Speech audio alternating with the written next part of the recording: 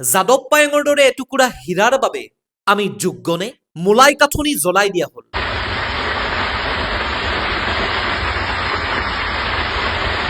মূলাই কাঠনি সেইখন অৰণ্য, যিখন অৰণ্য যাদৱ পায়েঙে বিগত 40 বছৰ ধৰি নিজ হাতেৰে গছপুলি ৰোপণ কৰি সৃষ্টি কৰিছিল। সেইখন মূলাই কাঠনি অৰণ্য কালিৰ দিনটোত অৰ্থাৎ 28 ডিচেম্বৰৰ দিনা দিনৰ 11:25 কোনো দুৰ্বৃত্তই জ্বলাই দিলে। আৰু সেই অৰণ্যখনৰ 5,000 গছৰ লগতে বিভিন্ন চৰাই চিৰিকটিৰ কণী আৰু জীৱ জন্তু জীৱন্তে জ্বলি গ'ল। সংবাদ মাধ্যমত প্ৰকাশিত বাতৰি অনুযায়ী এই ঘটনাৰ আঁৰত বালি মাফিয়া জড়িত থকা বুলি অভিযোগ উত্থাপন হৈছে।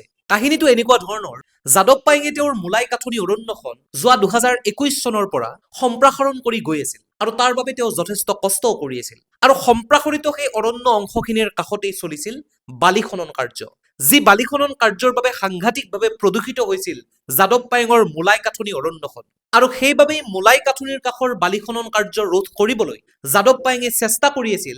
আনকি বন বিভাগকো তেওঁ এই ক্ষেত্ৰত লিখিতভাৱেও জনাইছিল। তাৰোপৰি বিভিন্ন সংবাদ মাধ্যমত ধাৰাবাহিকভাৱে এই বিষয়ে বাতৰিও সম্প্ৰচাৰিত হৈ আছিল। আৰু সেইবাবেই এতিয়া অভিযোগ উত্থাপন হৈছে যে যাদৱ পায়েঙক ভয় দেখুৱাবলৈ বালি মাফিয়াই তেওঁৰ এই অৰণ্যত জুই লগাই দিলে নেকি?